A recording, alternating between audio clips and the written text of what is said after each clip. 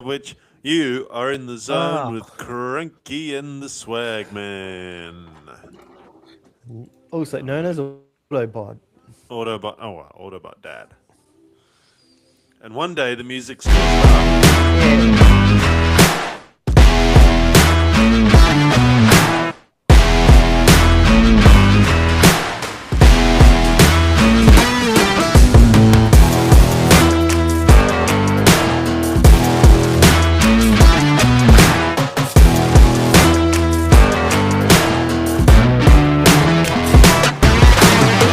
Yeah. Okay, and just because it somehow knows that I fucked that up, it came up with a little notification saying you can preview your takes after recording them. Yeah, okay. Yeah, right. I Of know course you I know we can. fucked that up. Thank you very much, Riverside. Fully But aware, we are called amateurs for a reason. yes, we are amateur podcasters, and somehow we managed to reach 74 people last week, which I'm happy about. But there were a few Yes. things I wanted to talk to you about. How, First of how all was, hey, many? Sorry. I don't know what's going on with your reception today, hey. I don't know, Swagman's reception's gone to hell. So, You know what it is. mm, I have not got my internet connection. And give me a second. I will put that in. I neat, will that's a good just give me idea. 2 secs. You continue on, tell the story, and I'll fix this. No, no, the story involves you. The story involves you. Oh, do continue. So, it's your story, wasn't it? What we're gonna cover is Oh, okay. things like road trips and whatnot this week. We're just going to talk about our favorite places to go. But first of all, Swagman has a little experience he wants to share with us all, and it's to do with fire and petrol. When he comes back, Oh, yes. Camping trips. and they're all related. I mean, road trips, camping trips, fire, petrol. You know, they're all tied in. So, Right. you tell the story the way it's All supposed to right. be told. We should have some very good reception now. That's Um, cleaned up a lot. That's cleaned up a lot. it's cleaned up a lot. Of course it is. It's no longer on Wi-Fi. It is directly in the wall. I realized I was running everything off the Wi-Fi because I was on the PS5, and of course, when you're on the PS5, you need strong internet because you're versing people from the PC. So I swapped my internet cable around. So, You hence why say we're having that as if dramas. you're talking to a person who actually plays online. Yeah, I know it's very difficult, but as you can see, I'm ready to go. He's got a cup there of what I assume is vanilla flavored iced coffee. Yes, When it I is. say cup, this thing's it's a beer stein. It's a Viking beer It's a beer sort of stein. Yeah, pint, not a pint. as you would put it. Probably like it's Viking style, I would say. My mate left it behind by mistake, and he never came back to collect it, so I taxed it. This is a word I haven't heard in a while. Yeah. Anyway, So, go on, tell the story about anyways, your. I set fire to my fake lawn. And this is because I was doing the righty trying to get the fire pit going for the girls. I thought, oh, you know what, I'll get the fire pit going, and it just kept going out. I had all these firelighters in there, and I had all the good stuff in there to keep it going, but it just kept going out. And I thought, you know what, fuck this. Mm. Gonna get some petrol and pour some petrol on it. The old My petrol mis- bomb. yeah, the old petrol bomb. My mistake is that I forgot to take the lid off the 600 mil. So Mm-hmm. it already had a hole in it, but it was just an old bottle from the backyard and it had a hole in it. I thought, oh, brilliant, yeah, yeah. Remember to take that lid off before I pour the petrol on. Well, I didn't. And my ADHD clicked in. The minute I put the petrol in, I instantly put the lid back in on the bottle and started to squirt it onto the fire, not thinking, oh shit, the ignition's going to come all the way back up because of the compressed air. So, Mm-hmm. of course, once that came back up and it travelled back up, the instant reaction was to throw the bottle. Through the bottle, it landed on my fake lawn. I've had to run across to the fake lawn, stamp it out, pick the bottle up, throw it back onto the pebbles, and that was fine because it can burn away on the pebbles. And then eventually, when it died down a bit, I just picked the bottle up and I started sort of patting it and patting this fire out.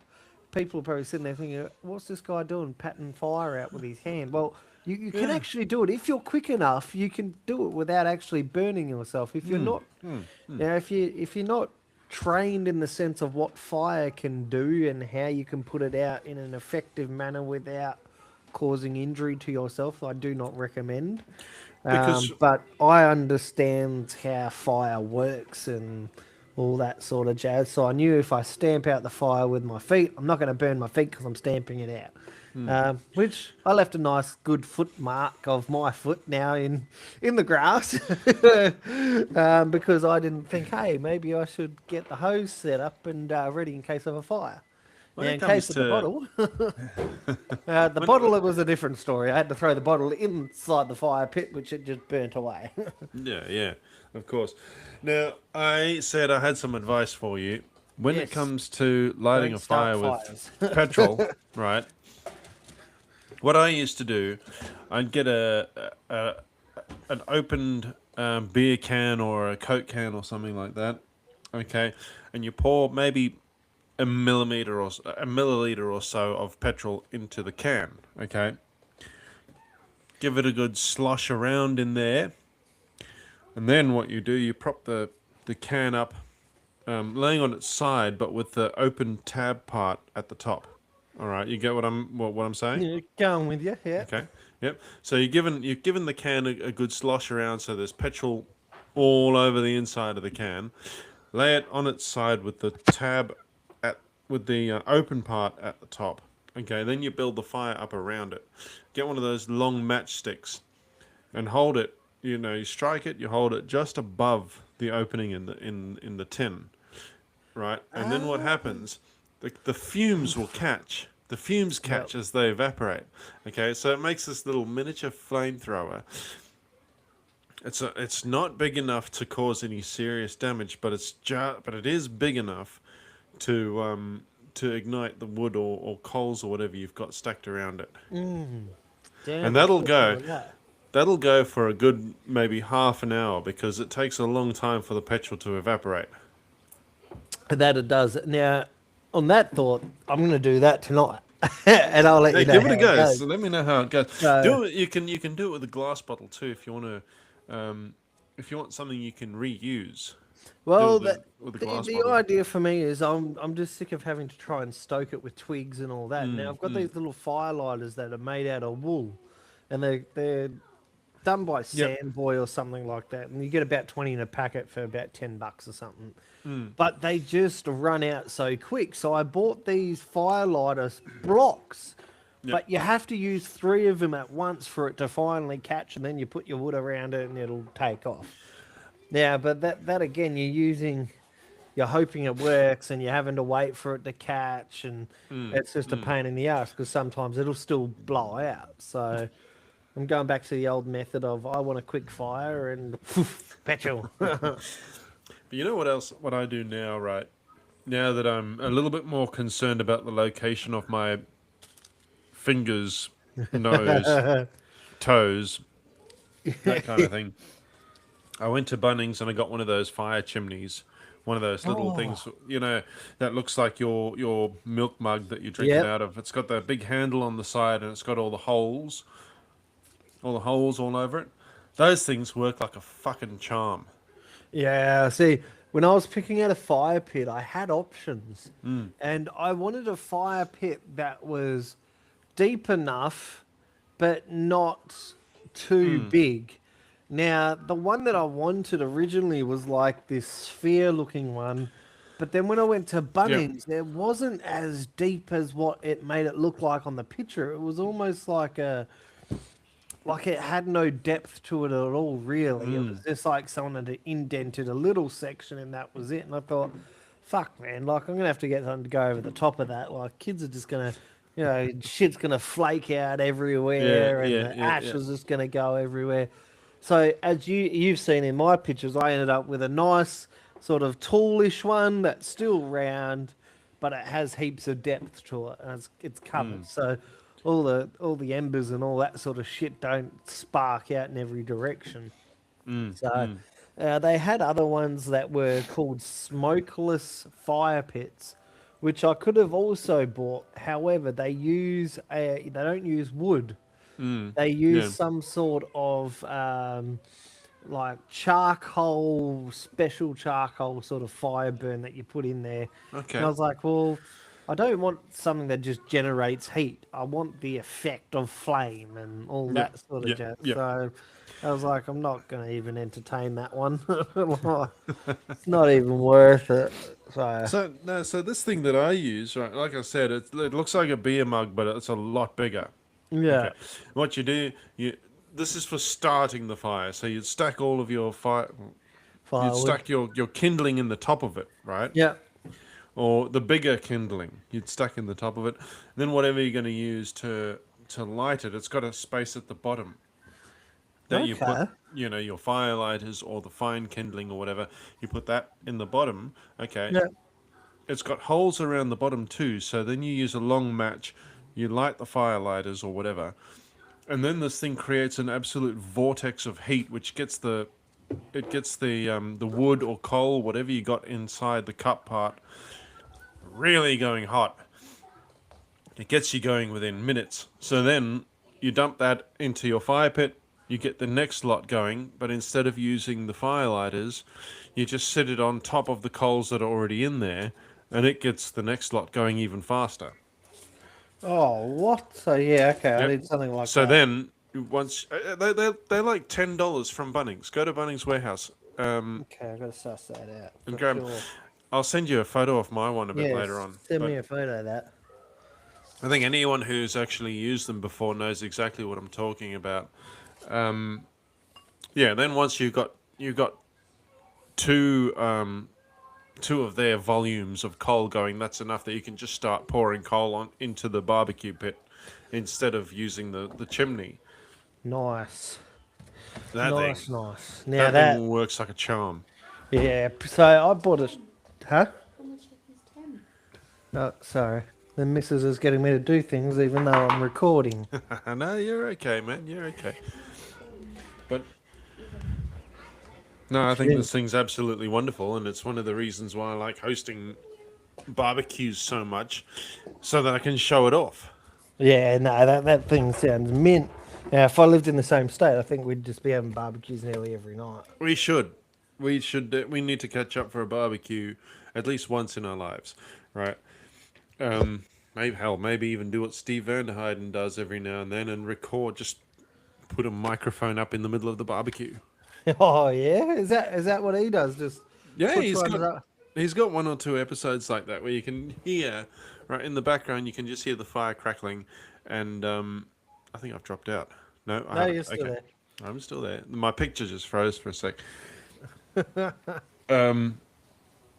But you can hear the fire crackling in the background, and he's just sitting there talking to mates, having a few drinks, and cooking some meat. Yeah, right.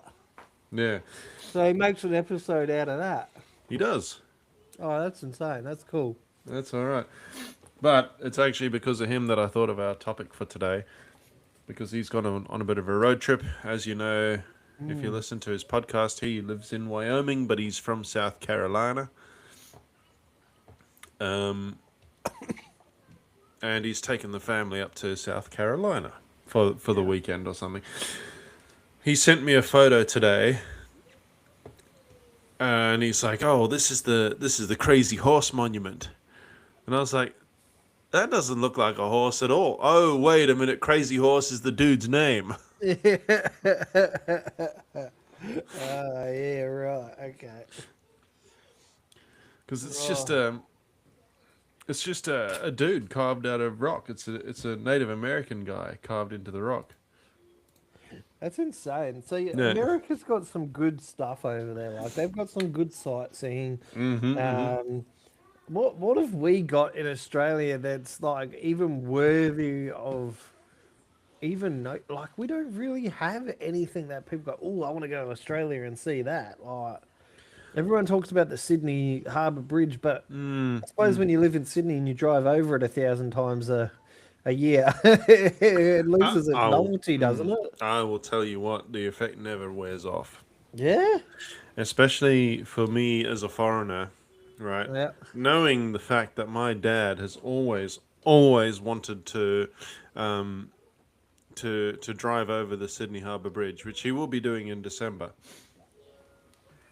Every time I've driven over it, I think this is fantastic. I actually get to do this on almost a daily basis. Not anymore because I don't, now I work a lot closer to home. You got a better lifestyle. Yeah, a better lifestyle. I don't have to leave home that much. You But sound. the awe never leaves you. Yeah. Okay. For me, I think when I was there, after I'd seen it, I was like, huh, that's the bridge. Like for me, it was just like all this excitement and the Sydney Opera House and all that kind of thing. Like I went to go see the Sydney Opera House and the thing was dirty. Like Yeah, they show actually, in the movies and the TV as this bright white. Oh, it's so yeah, amazing. yeah. But I went there and it was a rainy, gloomy day and there was shit all over it. It honestly looked like homeless people would sleep around it. And I was just Actually, like, man, they've got to come and clean this thing, which I found out later on it's done on a monthly. it's actually it's that's actually it's normal color because in the movies, right, they do like to they like to clean it up a little bit in post production. Hence my Everyone cookies, by the expects way, off the topic. oh nice. Everyone expects the Sydney Opera House to be white. Yeah. It's not white. It's Yeah. its normal color is the sort of off brown color. Right. That's just crazy to me. See, like, I always imagine it being this nice, white, bright sort of building. Never got to go inside of it because it was closed up, but, it just didn't look like And the movies. I was like, yeah, okay. Went to yeah, Bondi Beach expecting everyone to be there and it'd be this like Bondi Beach like you see on the TV show. Go there. Do you think I nada. seen one soul? Nope. There was no one. And this was like I wouldn't say it was the hottest day, but it was still warm. Um, and there was not a soul to be seen. Maybe a couple of oldies walking their dogs, and that was about it. There was no soul on that beach. Look, I'm going to say this as a Sydney sider myself. That was probably largely due to the fact that Bondi is fucking shithouse. No one wants to go to Bondi, for real. Right. Most of the Aussies don't want to go to Bondi because they expect it to be crowded with foreigners, and Yeah, most of the foreigners don't want to go to Bondi because it's fucking expensive and no one wants to go there. yeah. It's highly expensive, very highly expensive. I've So got it's like any a time friend's outside family of that lives about there, and it's stupidly expensive. bloody oath, you can't even get a coffee for less than $10 out there. No, But most of the what was I going to say? Most of the footage that you see on shows like Bondi Rescue, that was all shot in about 6 weeks. yeah, they certainly done it when there was high population. Yeah, yeah. And I feel like some of those must have been TV extras. Like, But even so, right? the rescues are real. The everything about it is real. It's just obviously they time it to a particular part of the year where they know that it's going to be jam packed full of people. Yeah, But it's like the for December the school holidays. It's rammed, but then every yeah, other moment for the rest of the year, for the nada, other bugger all. 350 days of the year, 340 days of the year, there's just no one. On a hot day, you would think, oh, Bondi. I didn't see any of that and went to the Harbour Bridge and I looked at it and I just went, yeah, not today, Sally. And kept on walking. I wasn't going on top of that.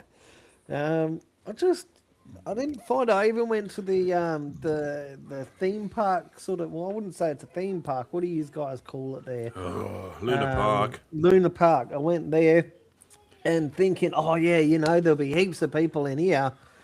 And I walked through, and I swear to God, it could have been its own time zone. It could have been its own little suburb.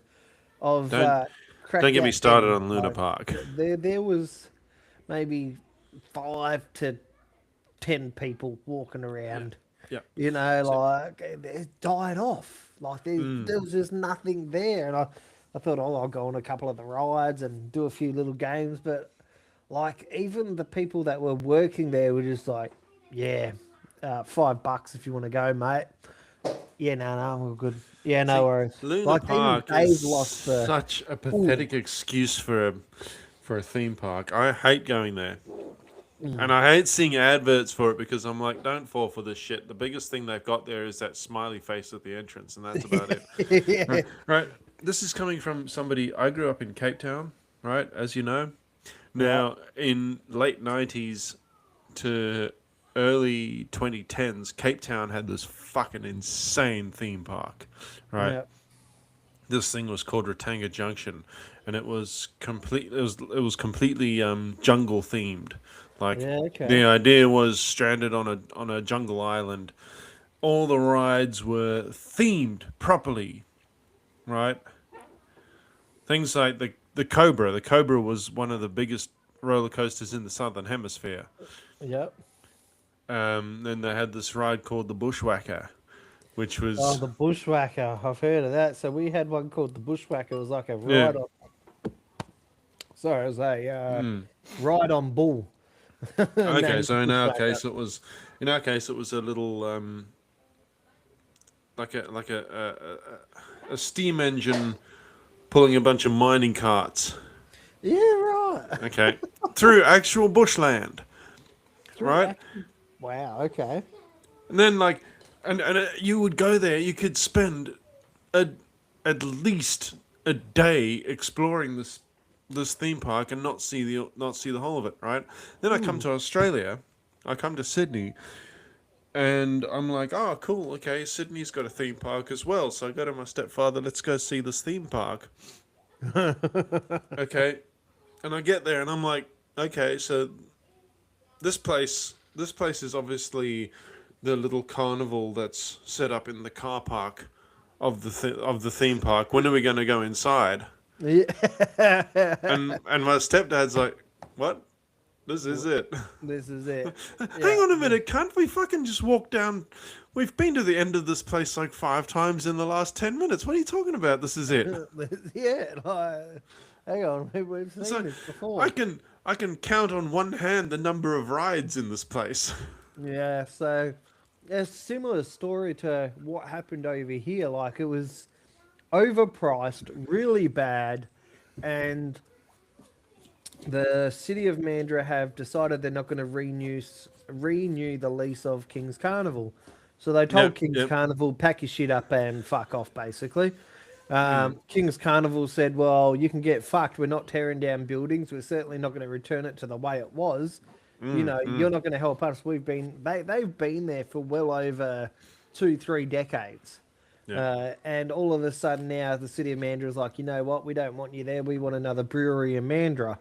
Now we've got enough pubs and clubs and everything in Mandurah. We don't need another brewery in Mandurah. No, yeah. Nor does anybody else in the area want it. So they're going to give those owners a very hard time when they open, and make their life a living hell to the point it's going to be their worst investment they've ever done.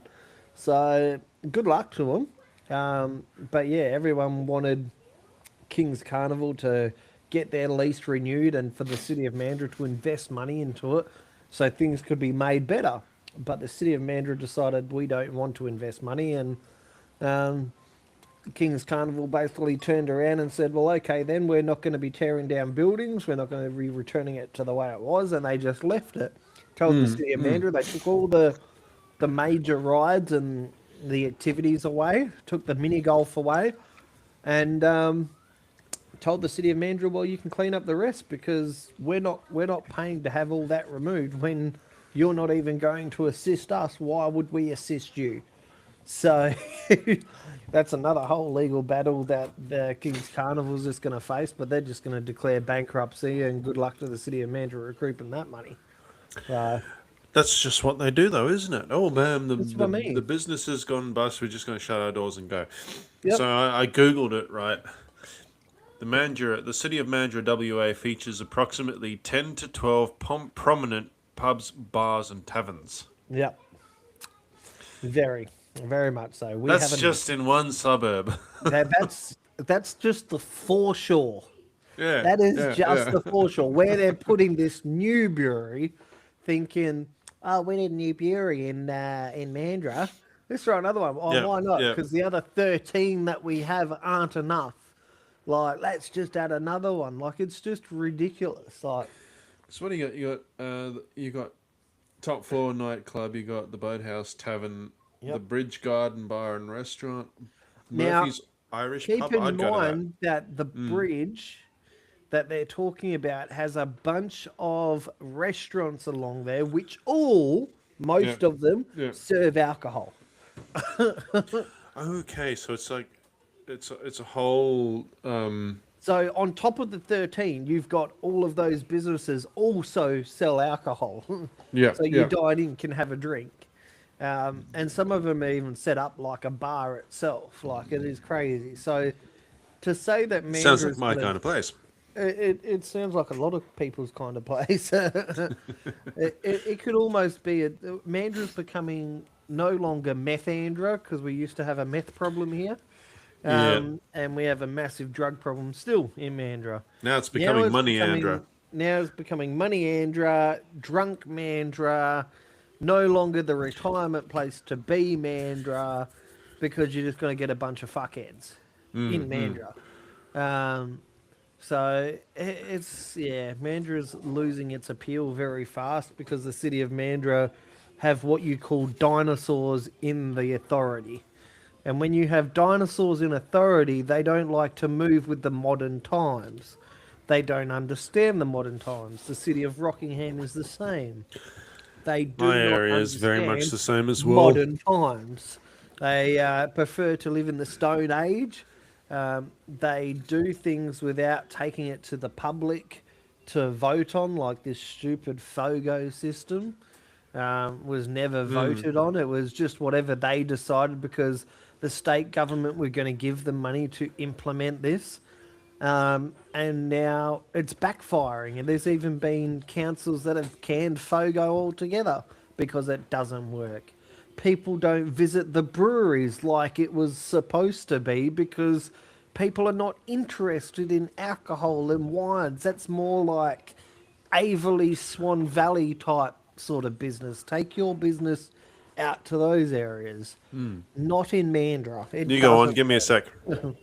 It is very, it's very unorganized in a way. The city of Mandurah, city of Rockingham, city of Fremantle, all of these councils, South Perth, all need to literally talk with each other and start listening to the public, because if they don't, we're going to have massive problems going into our future. And soon the city inspector will get involved anyway, so we won't have the problem anyway. So we'll see how that goes. But for now, guys, we're just going to tune in to a bit of music, and we'll see you in a couple of seconds.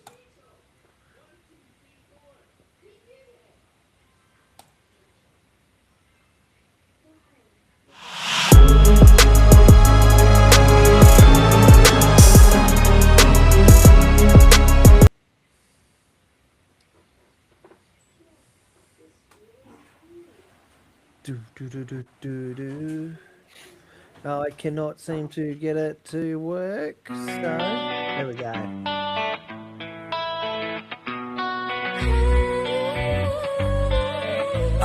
Yeah. Here's a little story about traffic control, and I can probably speak for us all.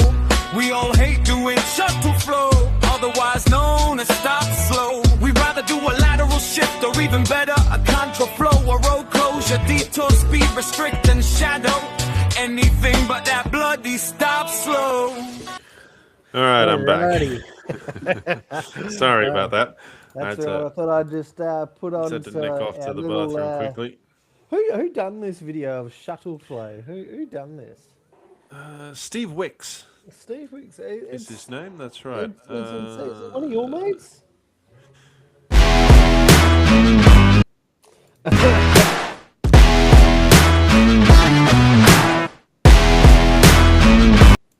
Okay.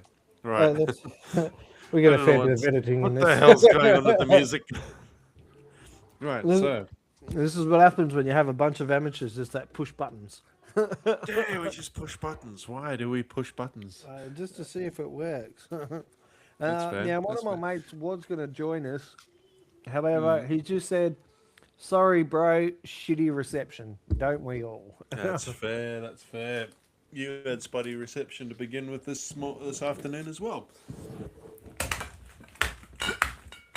Oh, I hear beers. You do hear another beer. That's right. So it's interesting. You got me started on the wineries and that now, right? Yes. So once again, as I mentioned before, I'm from Cape Town, and I don't know if a lot of Aussies know this, but Cape Town is extremely famous for, amongst Cape Townians anyway, for its wine regions. Yeah, okay. Okay. So some of the best wines coming out of Africa come out of Cape Town, like the Stellenbosch region, the Tokai region, the Western Cape in general has a lot of wineries. And that was something else I've noticed, that New South Wales anyway is seriously lacking in. Definitely Because- lacking. You're going to be the next one that needs to go to the toilet, mate. After I've he's nearly demolished 2 litres of iced coffee. he's held up this 2-liter bottle of iced coffee, and there's a fucking eighth of an inch left in the bottle of it, in the bottom of it. Look, it was almost half full. Yeah, So your Yeah. wines. yeah. So the wines, like going on a wine tour in Cape Town was nothing. It was like half a day's activity, if that. Yeah. And this is the middle of the city. You don't have to go out to the country for it. Yeah, okay. There are wineries in the suburbs of Cape Town. Yeah, that's insane. So then, again, coming here to Australia, to Sydney specifically, and then discovering that there's nothing like that here yeah, no. is insane. I would swap with you in a second because Mandurah has nothing but breweries and all that and wines, and we do now, the place for it is where it's about an hour and 10 hour and 20 minutes from us here, maybe an hour and a half, and it's Yep. called the Swan Valley, the Averley Swan Valley area, and that's got wineries. That's all your sort of bit of country land out there. And it's got your vineyards and your wine tasting and your cheese platters, and come out for a weekend and Yep. have a Yep. Summersby type thing, you know. The Swan Valley is s- very The known. for that. Summersby Pale Ale crowd really pisses me off. Yeah, no, you go there and come here, have a drink, and you're just like, yeah, sorry, not today, mate. Yeah, no, I'm not interested in the wines. For me, it's the local market in that wine region that we have. For Yeah. the amount of breweries we have, you would think we'd have a lot of local wines to choose from. Do you think our Liquorland is even close to selling their own wine that's locally made? Of course not. No, they'd rather Eastern State shit come in. Like, very rare that you'll get Australian-made wine bottles on the shelf. Like, very rare. Even here in the eastern states, you don't see much local stuff because No, I know you've got to go to these vineyards and breweries if you As- want their Pacific-made ale or wine or red wine or yeah, you know, whatever brand it is you drink. You've got to particularly go to the vineyards themselves and go, what are you selling locally out of your own backyard? Show us your wine, you know, your wine collection. They'll take you to their wine collection. you know, it's Sunday as we're recording right now, and there's a Sunday market that goes on here in Campbelltown every week. Now, once a month, there's a bloke who does run a winery somewhere around here. I have yet to find it, but this guy, he'll come in once a month and flog his wares. He's never once asked me for ID. Yeah, I don't think people tend to ask anymore for ID. Like if you look like you're overage, they're like, here you go, have a case of whatever, whatever you're asked for. Here you go. I'm pretty sure. I'm pretty I've sure met this 13, bloke I could. 14-year-olds that Yeah, literally look yeah. like they're late 20s, early 30s. So, you've got to be super careful when you're selling because some of these teenagers these days, you would honestly think they're like mid 30s, some looking like they're in their 40s, just, bad genetics. So like one of my back when I was living in Cooma, right in the snowies, I had this mate whose sister would go and buy us booze, right, when we were underage. We were 16, 17. No, well, okay. We do not condone underage drinking. No, we don't condone underage drinking, but that didn't stop us now, did it? But Just anyway. terms and C's comply. So she'd go and pick us up the booze, and come back to the house, and it was only several years after this, right? I found out that they were twins. Oh no. She, she was the same age as us. What? So somehow she was getting away with it using what, her sister's ID or? No, they didn't have an older sister or anything. They were just, this mate of mine, he was a bloke, and then his sister obviously is a girl. So they weren't identical twins or anything, just fraternal twins. See, I remember But- back in the day where they used to work with the girls because a lot of the girls back when we were going to school would be well developed enough to walk into a bar or a pub and come out with a six pack because they just go, "Hey, how's it going? I just need a Hey." six pack, thanks." And the person behind the bar be like, "Sure, no worries. Here you go, $23, please." And you just be like, "How the fuck?" But now, Yep, if you yep. try that now they're just like, "Give us your ID." Like that shit doesn't work now. Like, I think it's because our generation has now taken that bar position, and now we know what to look out for. So all the tricks and the little things they're gonna try and do, and send their mates in, send their brothers in. I've seen mates working at the Irish bar down the road from us that I haven't seen in bloody years. They're like, "Hey, Yeah, Corey, yeah. how's it going?" They're like, "The fuck?" Like, been years since I've seen you. Like, what are you doing working here? Oh, My I run it. favorite I'm the one, bar right, manager. back when I used to work at the liquor store, my absolute favorite story from that period was something similar to this. Okay, so I had this pair of quite obviously teenagers. They came in, they got like a case of beer, they got a bottle of I think Jack Daniels or something like that, and a bottle of Coke.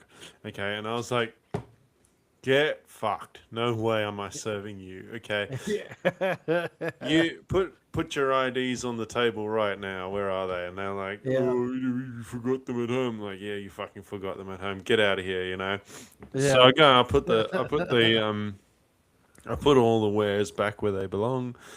Lo and behold, about 10 minutes later, because I lived in a small town, the local crackhead comes in.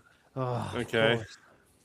The local crackhead comes in, and guess what he picks? He picks the same brand Same of beer. thing. He picks the same bottle of Jack Daniels off the shelf, and he picks a bottle of Coke. And I was like, "You got to be fucking kidding me, right? You think you're gonna get away with this?" Yeah, no, you're also barred. See you later. I know what you're doing. Get the fuck out! As if I didn't just see you through the window accepting a $50 note from that kid. Piss off. Yeah, people seem to think you're stupid, like you're gonna serve them. Yeah, no, we're too glued on for that. So the shit that we tried when we were teenagers just isn't gonna work now. No. And I think if it did work now, you'd be too worried if it was an undercover cop you would be selling to anyway. Because they tend to use now the younger officers for undercover work like that to catch people out, thinking, "Oh yeah, you'll work perfectly." I kid you not, I went through an RBT. It was double demerits. It would have been last week, Friday, I think it was, or Saturday. Yeah. And we ended up going through the booze bus. And I kid you not, this kid was 20 years old and he's a copper. You looked at him and he didn't look a day over 16. And you just Yeah. I turned to him, I said, you must be, 18, just out of the academy? He's like, yeah, I'm 20. I was like, shit. Like, you just couldn't tell. Like, he literally looked like he was 16 years old. And he goes, oh, yeah, it's my first station that I've been at, first job. Like, so he just left the academy, been assigned to the Mandurah police station. And his first job's RBT working on a long weekend. That's the best thing, though, isn't it? They give the kids, the new recruits all the shit kicker jobs. Well, that's it. They're like, we're going to put you out in this rough area. We're going to put you on the booze bus as well. Yeah. Right? You better know how to fight because someone's going to try it.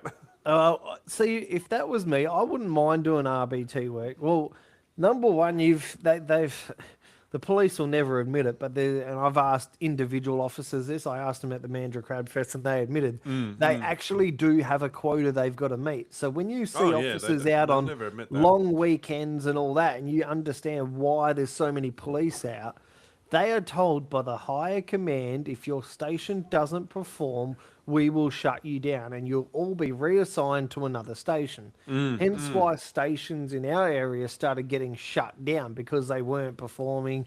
Oh, it costs too much money. No, that's crap. We found out that it's because they weren't hitting quotas that they were meant to be.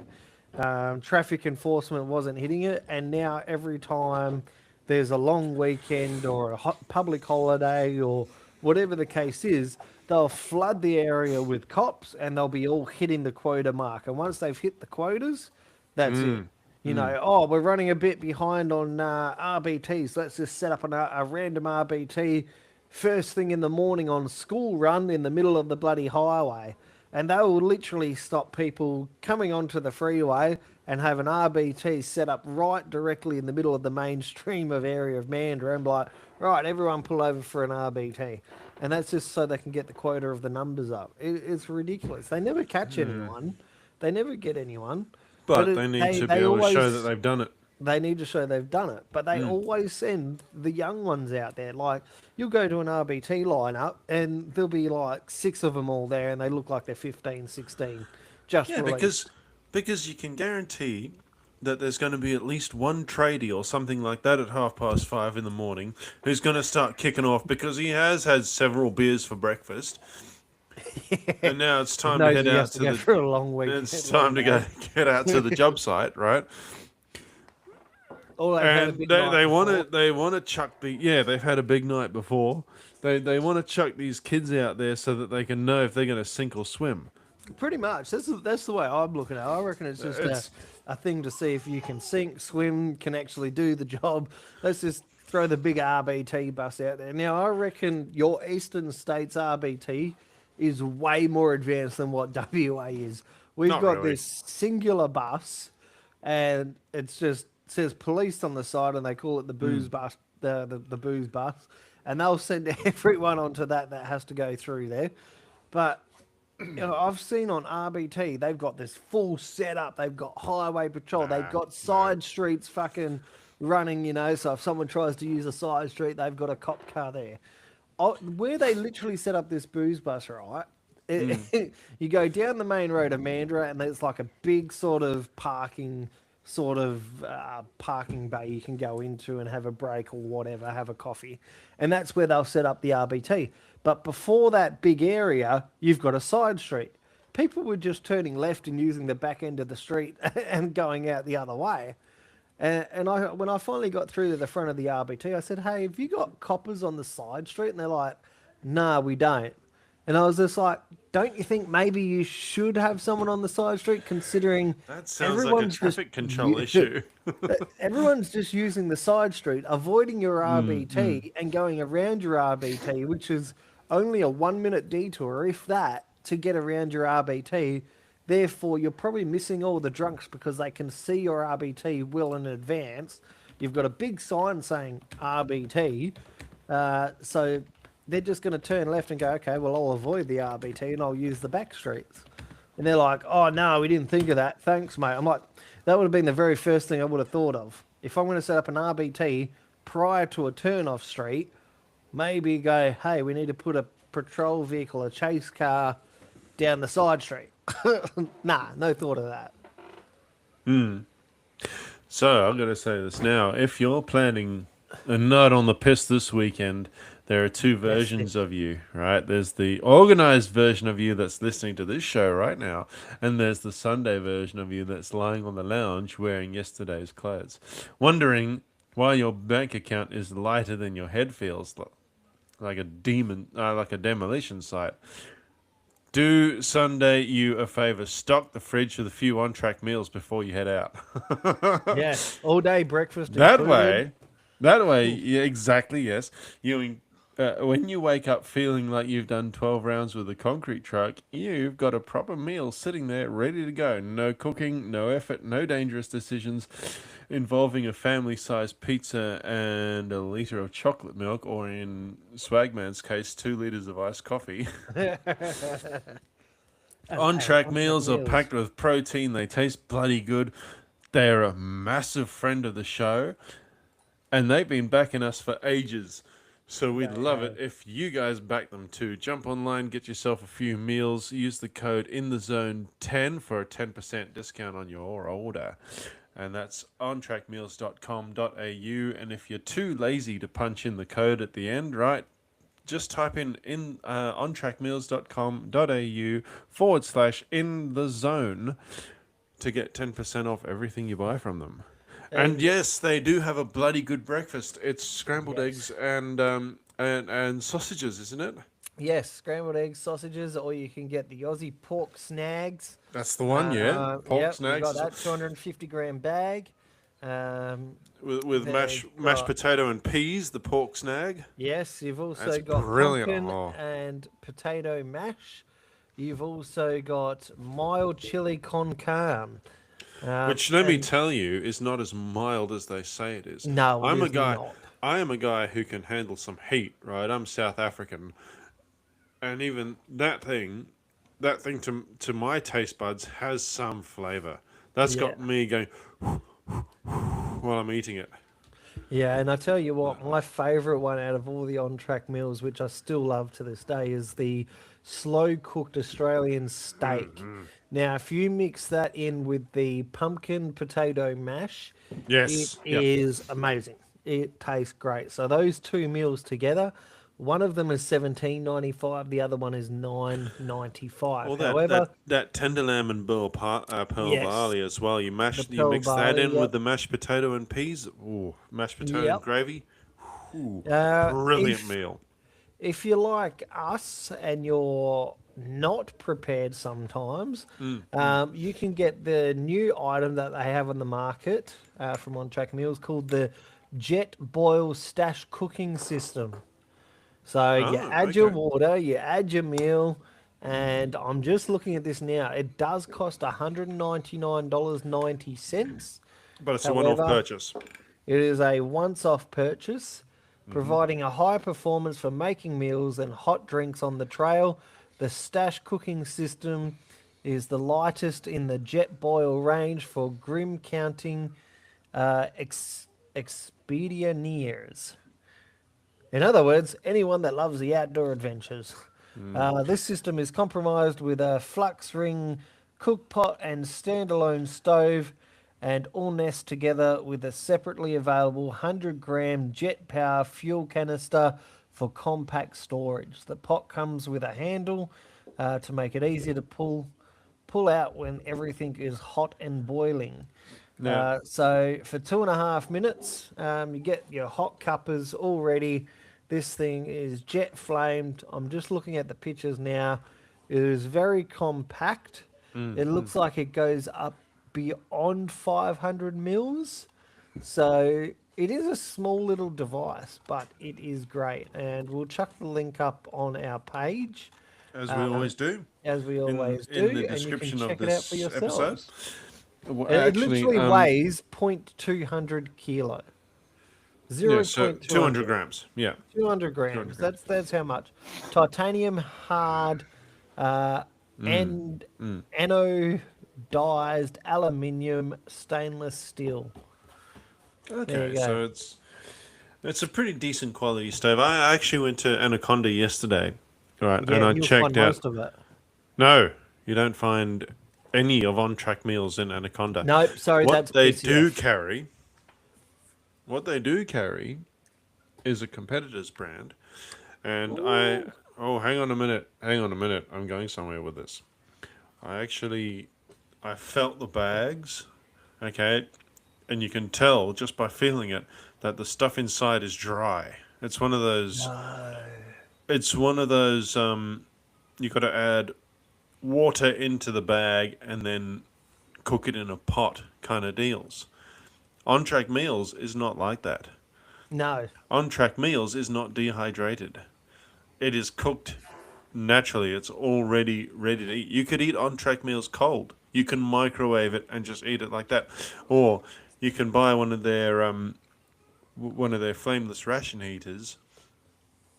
Add a tiny bit of water, not as much as you'd have to add to one of these other dehydrated meals, and it will cook the meal in the flameless ration heater for you. There's no need to add anything.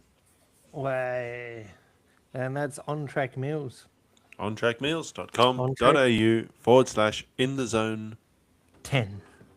Well, it's in the zone 10 if you don't if you don't type it in to begin with. Yes, correct. And save yourself some money there. All right, guys, we will see you all next week for another episode. Have you got anything else, Cranky? No, that's pretty much That's it. All right, guys, I am probably going to go to the hospital now because my son is burning up. He's just had his flu jabs as well as meningococcal B, and his temperature is not coming down. So I'm about to shoot off to the hospital. So I'll leave you guys. Take it all easy, and we will see you next week for another episode. We'll see you next week. All right, man, you better go. I'll hit the music. Bye.